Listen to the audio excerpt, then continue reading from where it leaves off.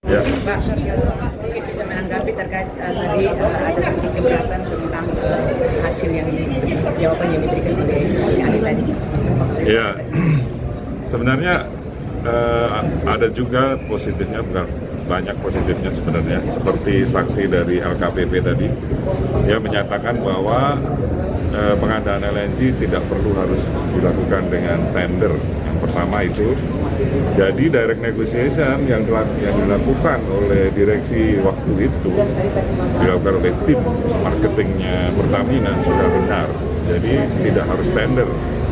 Kemudian yang kedua, dari saksi ahli BUMN Pak Anas Puji tadi juga menyebutkan dengan jelas bahwa kalau Pertamina melakukan kegiatan yang sesuai dengan tujuan dan maksud Pertamina dibentuk untuk itu, yaitu perdagangan minyak dan gas, maka kegiatan seperti itu tidak memerlukan izin dari Dewan Komisaris maupun PRUPS. Itu saya kira dua hal yang sangat positif karena dua-duanya didakwa saya tidak menggunakan, saya tidak melakukan tender dan kemudian tidak minta izin Komisaris dan PRUPS. Itu sudah disangka oleh event kedua ahli tersebut dihadirkan oleh para JPU. Dan yang ketiga, agak disayangkan bahwa waktu yang diberikan buat saya adalah tanggal 16 yang sudah mendekati libur bersama, Lebaran dan Nyepi. Ini agak berat mengajukan saksi ada charge ya, baik saksi ahli maupun saksi fakta. Mudah-mudahan, mohon doanya mereka bersedia untuk menunda perjalanannya untuk mudik dan hadir di tempat ini demi membuat satu fakta kebenaran bahwa kontrak LNG yang sudah dilakukan itu adalah benar dan menguntungkan Pertamina. Saya kira 3 itu aja. Untuk nantinya saksi ade charge ini yang akan diajukan ada berapa, siapa aja? Ya, saksi ade charge ada yang dari Pertamina, ada juga yang dari luar ya, terutama para saksi ahli. Itu mostly mereka dari luar Pertamina maksudnya. Pak, nanti Adetes dan ahlinya ini akan sebagai bagaimana Pak? Mungkin Pak Sahala yang bisa menjawab. Terima kasih rekan-rekan media semua.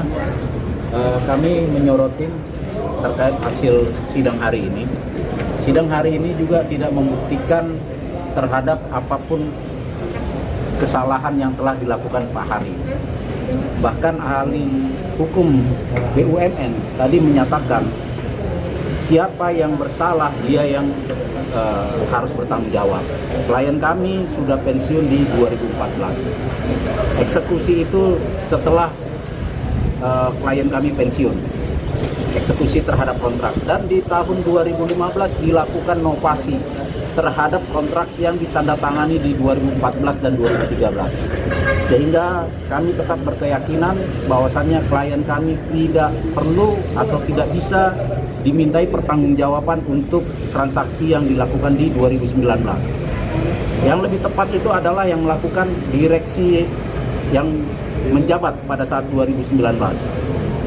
Kemudian ahli dari LKPP juga tadi secara terang menjelaskan bahwa pengadaan di BUMN itu tidak perlu atau tidak diatur oleh LKPP. Ya. Dia yang penting internalnya memang sudah benar dan dilakukan dengan prinsip kehati-hatian. Itulah yang sudah dilakukan oleh klien kami. Kemudian kami juga menyayangkan waktu yang diberikan ke kami itu terlalu mepet. Ya, kita tahu tanggal 16 itu saksi-saksi kami sudah banyak yang mudik. Kami hanya akan mencoba mengusahakan di tanggal 16 ini semaksimal mungkin untuk bisa menghadirkan saksi ade charge kami. Demikian. Pak, nanti kalau misalkan dalam sidang ini berjalan, apakah bisa diminta kembali yang pertanggung jawab komisaris sepenuhnya sebelumnya? Itu juga salah satu yang tadi kami minta untuk dikonfrontir. tetapi majelis tadi tidak bersedia melakukan konfrontir karena ada perbedaan keterangan di antara 3 saksi, yaitu Bu Karen, Bu Nike, dan Pak Ahok.